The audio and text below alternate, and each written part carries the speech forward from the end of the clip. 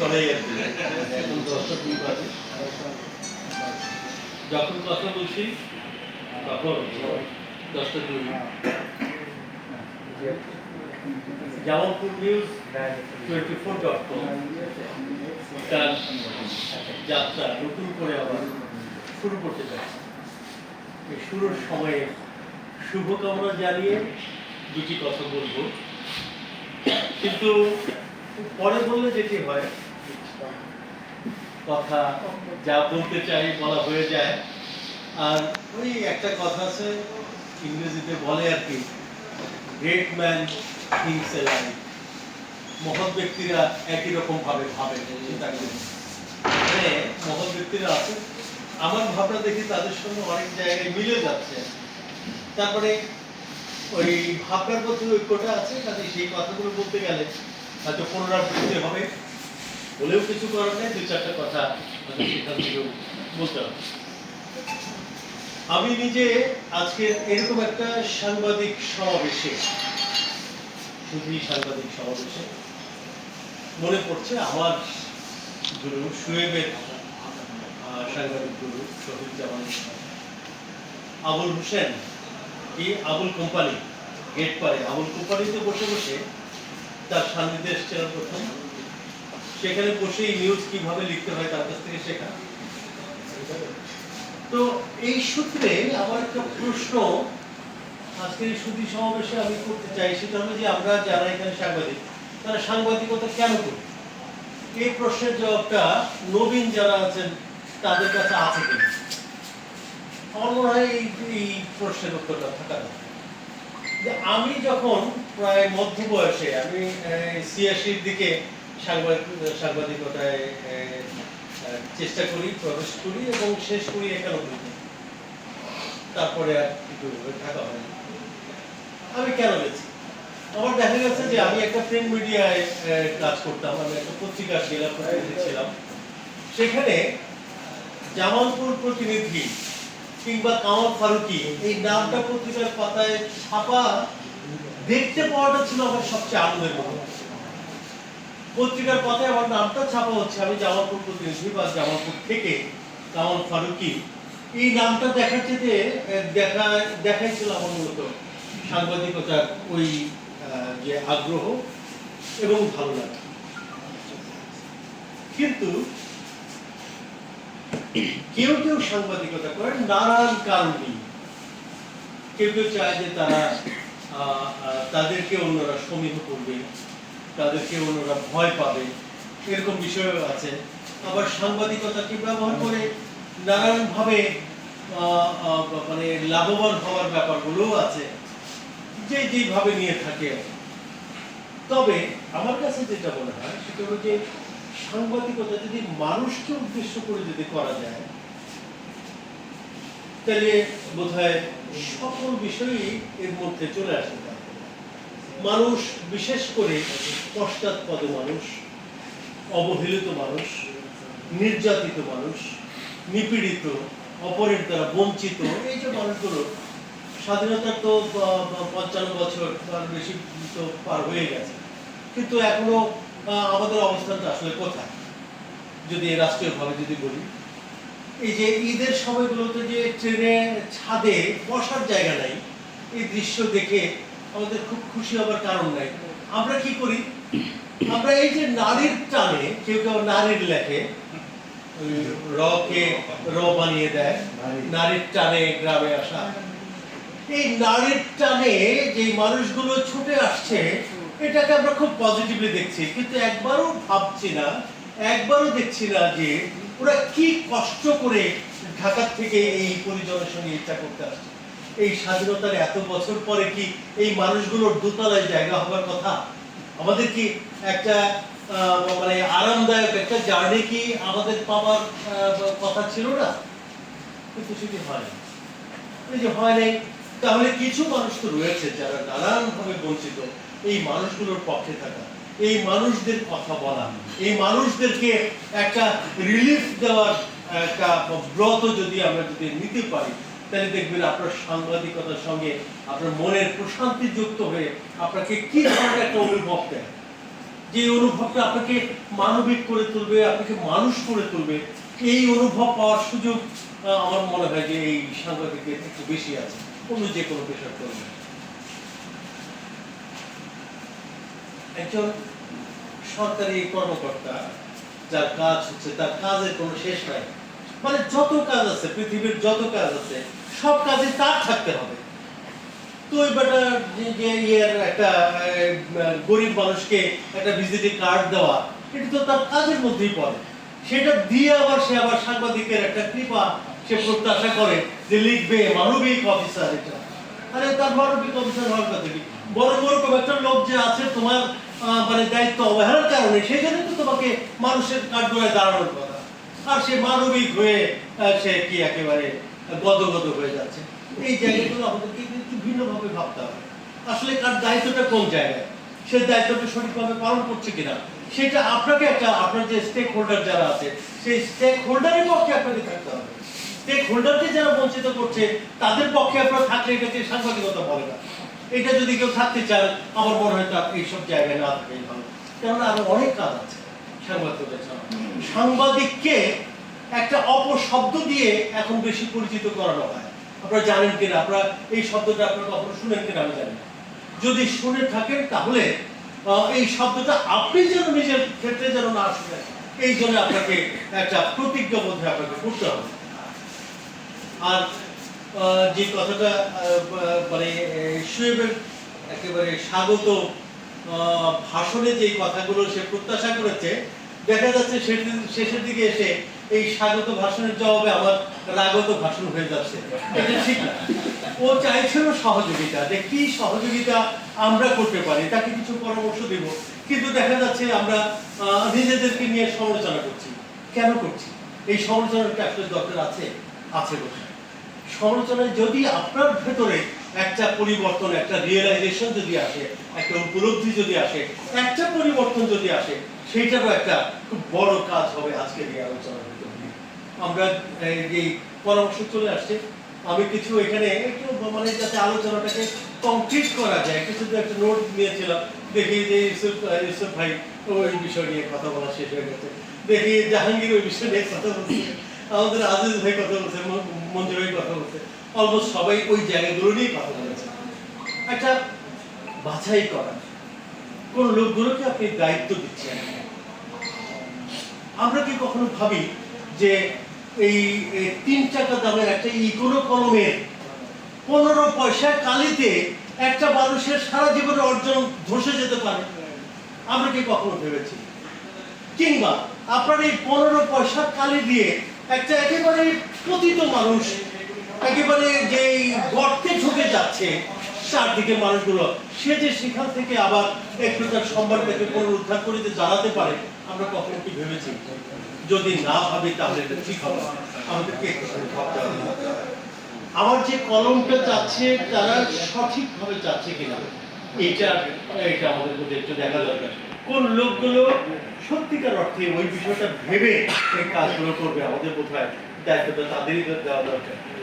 আমরা বলি যে সাংবাদিকের কলম এটা একটা যেমন ছুরি, যে ছুরিগুলো মানুষকে খুন করে ফেলছে, আবার ওই ছুরি কিন্তু মানুষকে বাঁচাচ্ছে যখন সে অপারেশনের টেবিলে যাচ্ছে। আপনার এই কলম হতে পারে একটা বিধ্বংসী কিছু, আবার এই কলমে হতে পারে একটা বড় কিছু গড়ে তুলবার, বড় কিছু সম্ভাবনাকে তৈরি করবার একটা বড় কিছু হতে পারে। আমরা সেই জায়গাটাতে সাংবাদিকদের দেখতে চাই। এটা হচ্ছে আমাদের প্রত্যাশা। আপনি রোডে কাজ হচ্ছে, নিম্নমানের কাজ হচ্ছে, কেননা পাওয়ারফুল লোকেরাই এখন কাজ করে। একটা সময়ে সাধারণ মানুষের ঠিকাদারি করার সুযোগ ছিল, কিন্তু আমরা দিনে দিনে এটাকে নষ্ট করে একেবারে ক্ষমতাধরদের কাছে ঠিকাদারিটা দিয়েছি, এবং ক্ষমতাধররা তারা ক্ষমতার পুরোটাই প্রয়োগ করে তারা খারাপ কাজগুলো করছে। যে কারণে রাস্তাঘাট যাই করি আমরা যাই করি সেটা খুব বেশি দিন টেকে না। ওই কবে ব্রিটিশরা কবে কোথায় হাইরে গালি দেই ব্রিটিশদের গালি দিতে কিন্তু আমরা কম দিই না, কিন্তু দেখা গেল 100 বছর আগে যে একটা কাজ করে গেছে 100 বছর পরে ঠিকই ভাবেই আছে। যে এই ব্রিটিশরা যে জমির ইয়েগুলোকে একটা কি খুঁটি টুটি দিয়ে গেল, দেখা গেল যে ওইটাই হচ্ছে জেনুইন। এরপরে আমরা যেগুলো স্বাধীনভাবে আমরা যা করেছি সেগুলো সব অপকর্মমুক্ত করা। তাহলে এই জায়গাগুলো দেখবার দায়িত্ব আসলে একজন সাংবাদিক। আপনার এই সাংবাদিকের একটা সচেতন দৃষ্টি কে বলছিলেন, জাহাঙ্গীর বলছিলেন যে ওই যে চলতে চলতে দেখার যে বিষয়টা, অনেক কিছু পেয়ে যেতে পারেন আপনি আপনার সামনে তৈরি হয়ে আছে, আপনার দেখবার চোখ নাই বলে আপনি হয়তো খুঁজে পাচ্ছেন না। সাংবাদিকের দৃষ্টি একটু ভিন্ন হবে। সে একটা ফুলের মধ্যে একটা ভ্রমণের বিষয়টা কবি একভাবে দেখে, হয়তো সাংবাদিক আরেকভাবে দেখবে, দেখার দৃষ্টিভঙ্গির পার্থক্যের কারণে এরকম হয়। তো আপনার এই দৃষ্টিটা খোলা থাকুক। রাস্তাঘাটে যে নিম্নমানের কাজ হচ্ছে সেখানে আপনি গেলেই যদি আপনি বলেন যে নিম্নমানের কাজ হচ্ছে, ওই ঠিকাদার বলবে আরে আমার কাছে চাঁদা চাইছিল, দেনি দেখেছে খারাপ হচ্ছে। এটা কেন হচ্ছে? এটা হচ্ছে যে আমাদের ক্রেডিবিলিটি নষ্ট হয়ে গেছে, আমাদের গ্রহণযোগ্যতাটা নষ্ট হয়ে গেছে। এই গ্রহণযোগ্যতা যদি নষ্ট না হতো, আপনি একটা খারাপ নিউজ করার সঙ্গে সঙ্গে সেই রাস্তার কাজটা বন্ধ হয়ে যাওয়ার কথা। সে সংশোধন না করা পর্যন্ত দ্বিতীয়বার সে কাজ করতে পারত না। তাহলে আমরা যারা সাংবাদিকতা করছি, সমাজের কাছে আমার ইমপ্রেশনটা কি, সেই ইমপ্রেশনটা ভাই একটা পজিটিভ ইমপ্রেশন তৈরি করতে হবে, এবং এটাকে অন্য কেউ করে দেবে না, কিন্তু আপনাদের ঠিক করতে হবে। এইটা আপনারা, আমাদের আবেদন, আমাদের প্রয়োজনে আপনারা নিজেরা আমাদের কাছে একটা উন্নততর, একটা ভিন্ন মানুষ, একটা ভালো মানুষের আদর্শ হিসেবে আপনাদেরকে একটু প্রতিষ্ঠা করবেন, যাতে করে আমরা যেন একটু নিরাপদে, সমাজে সাধারণ মানুষরা যেন একটু নিরাপদে বাস করতে পারে। এই হচ্ছে আপনাদের কাছে আমার প্রত্যাশা। আর এই পোর্টালের জন্য শুভকামনা তো থাকলে আমরা যে জিনিসটা চাই, দেখেন আরেকটা জিনিস হচ্ছে, একসময় আমি সাংবাদিকতা করতাম, আমি যদি খবর পেতাম শিল্পকলা একটা অনুষ্ঠান হচ্ছে, আমি নিজে গিয়ে হাজির হতাম, কেউ আমাকে বলতো না। তখন টেলিফোন ছিল না, তখন মোবাইল ফোন ছিল না, আমার কারোর সঙ্গে কোনো সংযোগ ছিল না, আমি নিজ দায়িত্বে সেখানে হাজির হতাম। আমি ওই একটা নোট নিয়ে যেতাম, ওখানে লিখতাম কে কে বক্তব্য রাখলো, কে ইয়ে করতো, সেটা নিয়ে আমি নিজের গরজে কিন্তু এটা পাঠাতাম। কিন্তু আজকে কোনো সাংবাদিক নিজের গরজে নিউজ সংগ্রহ করে এই জাতীয় বিষয়গুলো পাঠায় বলে আমার জানা নেই।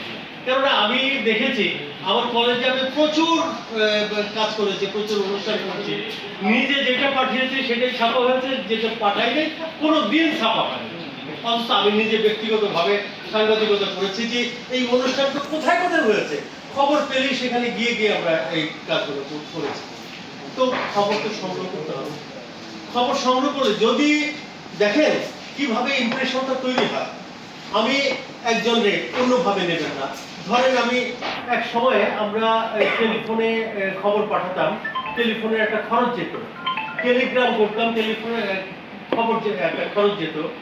আমার একটু স্মৃতিচারণ করি মোশারফ ভাইকে নিয়ে। মোশারফ ভাই এই পপুলার জোট মিলে আগুন খবর, কাজেই তারা খবরটা নিয়েছে, টেলিফোনে নিল, আমার কোথাও 2 থেকে 3 মিনিটের মধ্যে আমি খবরটা দিয়ে দিলাম।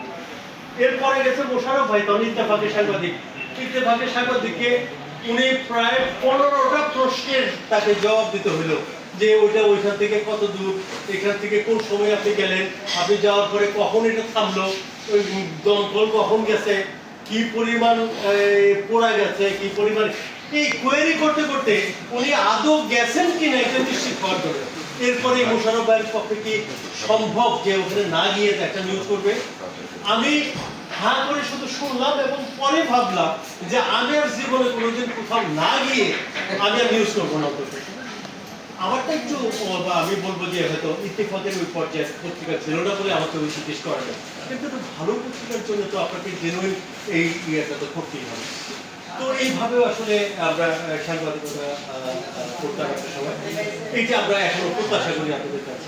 আর হলো কি যে আমি জানি না একটা পোর্টালে কয়টা নিউজ থাকতে পারে, কয়েকদিন আমি একটা খবর খোঁজার জন্য কালের কণ্ঠ যে অনলাইন ইয়েটা আছে এখানে স্ক্রল করলাম, আমি 1 ঘন্টার বেশি সময় ধরে স্ক্রল করে 1-2 দিনে, মানে আজকের ডে এবং ওয়ান ডে আমি প্রায় 400 বা 500 এই নিউজ আমাকে স্ক্রল করে যেতে হলো। তার মানে এটা কিন্তু অনির্দিষ্ট, কোনো নির্দিষ্ট নাই, তার মানে সম্ভাবনা কিন্তু বিশাল। একটা নিউজ পোর্টালের সম্ভাবনার কোনো শেষ নাই। আপনার 4 পৃষ্ঠার পত্রিকার লিমিটেশন আছে, নিউজ ছোট করে দেয়, কম করে দেয়, আপনার কিন্তু অবারিত একটা সুযোগ আছে, এই সুযোগটাকে কাজে লাগানো যায়। আপনার প্রচুর নিউজ, একটা লোকই 5টা নিউজ দিতে পারে, আমরা তো 2টাই একসঙ্গে পাঠাতে পারতাম না। কোনোদিনই 2টা নিউজ একদিন পত্রিকায় আসছে এমন কোনো নজির নেই। তো এই সম্ভাবনাটা কি আমরা কাজে লাগাতে পারবো? আর যদি সম্ভব হয় ক্ষেত্র ভাগ করে করে, অর্থনীতি একটা ক্ষেত্র, রাজনীতি একটা ক্ষেত্র, সংস্কৃতি একটা ক্ষেত্র, সাহিত্য একটা ক্ষেত্র, তাই না, সমাজ বা সামাজিক যে উদ্যোগগুলো এটা একটা ক্ষেত্র, এইসব উদ্যোগ থেকে প্রত্যেকটা ক্ষেত্র থেকে ধরে নিয়ে যদি একটা সংবাদ, একটা দুটা পাঁচটা সংবাদ যদি রাখা যায়, তাহলে মানুষ ইয়ে করবে। যেমন আমি যে কথাটা বলতে চাইছিলাম, যেমন ধরেন আমি একটা অনুষ্ঠান করলাম, আমি কাউকে বলি নাই, কিন্তু কেউ যদি খবর নিয়ে তার পত্রিকা বা তার পোর্টালে যদি তার নিউজটা ছাপায়, তাহলে আমার তার প্রতি আমার ভালোবাসা তৈরি হবে না বিরাট তৈরি হবে? ভালোবাসা তৈরি হবে, ভালোবাসা তৈরি হবে, তার প্রতি আমার একটা আলাদা শ্রদ্ধাবোধ, একটা আলাদা সম্পর্ক তৈরি হবে। এই জিনিসটাই খুব দরকার, এটাই এইভাবেই হবে আমি আশা করি। আর আরেকটা কথা, যে এটা কে বললেন, আমি কেউ একজন বলেছেন, এটা হচ্ছে টিচার ধর্মী লেখা, লেখক তৈরি করতে হবে, লেখক তৈরি করতে হবে এবং নবীনদেরকে তৈরি করতে হবে। বয়স্কদের তৈরি করার কিছু নেই, বয়স্ক যারা তারা যতটুকু তৈরি হয়েছেন তারা নেবেন না, তারা নতুন কিছুকেই নেন না। আমাকে নতুন কিছু দেন, আমি নিব না, কেননা আমার মাইন্ড সেট করা, সেটা হয়ে আছে। নবীনরা চেঞ্জ করে, তারা নতুন নতুন জিনিসকে অ্যাডপ্ট করতে পারে। নবীনদেরকে একটু, যারা লিখতে চায় জায়গা পায় না, তাদেরকে একটু লেখার সুযোগ করে দেন। একটু গদ্য লেখক, শুধু কবিতা না, নবীনরা শুধু কবিতা দিয়ে শুরু করে, একটু গদ্য দিয়ে যাতে শুরু করতে পারে, সেইভাবে একটু করে। তাহলে আমার মনে হয় যে এই পোর্টালটা একটা সকলের কাছে যাবে আর কি, অন্তত নক করবে যে আচ্ছা দেখি। আমি যেই একটা বিশেষ পত্রিকা দিয়ে আমি আমার কথাটা শেষ করব, সেটা হচ্ছে প্রথম আলো। আমার মনে আছে সম্ভবত 2000-এর দিকে, তখন যে ক্ষমতাসীন যারা ছিলেন তারা এই পত্রিকাকে একদম দেখতে পারতেন না, প্রথম আলো দেখতে পারতেন না। ভালো, তাহলে ধরলাম বিএনপি সেই সময় ক্ষমতা ছিলেন, বিএনপি যে পত্রিকাকে দেখতে পারবেন না, আওয়ামী লীগের তো তার আদর করার কথা। কিন্তু অবাক বিষয়ে দেখলাম যে আওয়ামী লীগ যখন ক্ষমতা এলো, তখন আওয়ামী লীগ এই প্রথম আলো পত্রিকা দেখতে পায়।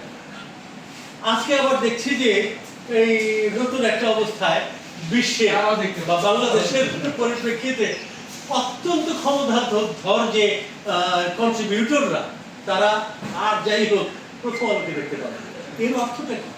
এর একটা অর্থ আছে, এর একটা অর্থ আছে, এর একটা বিষয় আছে। কেন দেখতে পারে, এই কেন দেখতে পারে না, এই প্রশ্নটা আমাদের করতে হবে, এই প্রশ্নের জবাবটা আমাদেরকে থাকতে হবে। আমি চাইবো এই jamalpurnews.com এরকম একটা, যাকে কেউ দেখতে পারে না, এরকম একটা পোর্টালে পরিণত হবে। আর তার বিপরীতে প্রত্যেকে এটার মধ্যে খোঁজ নিতে যাবে যে নিউজটা আসলে কি, জেনুইন নিউজটা আমি যেন খবর পাই। এটার জন্য এই পোর্টালের প্রতি তারা লক্ষ্য করবে। যেমন আমরা কোনো জেনুইনিটি খুঁজতে গেলে অপছন্দ করি প্রথম আলো ভালো, কিন্তু খুঁজতে যাই ওইটাই যে ওর মতো ও প্রথম আলো কি দিচ্ছি। আমরা এই পোর্টাল থেকে এরকম একটা জায়গা যারা আমাদের কথা বুঝে। শোভনকে বলছি আমরা যে ওই কি বলে সেকেন্ড জেনারেশন সাংবাদিক, তারপরে একটা বাবা সাংবাদিক ছিল, প্রতি সাংবাদিক চাইলে ওর পক্ষে খুব বেশি খারাপ হওয়া সম্ভব না, আমি বিশ্বাস করি। তাহলে যার পক্ষে খারাপ হওয়া সম্ভব না, সে ভালো হবে অবশ্যই ভালো। এরকম একটা ছেলে দায়িত্ব নিচ্ছে, তার সঙ্গে যারা আছে, আমরা তো বিশ্বাস করতেই পারি এটি একটা জামালপুরের জন্য একটা চমৎকার ব্যাপার হবে, দেশের জন্য একটা চমৎকার ব্যাপার। ভালো থাকবেন, শুভকামনা।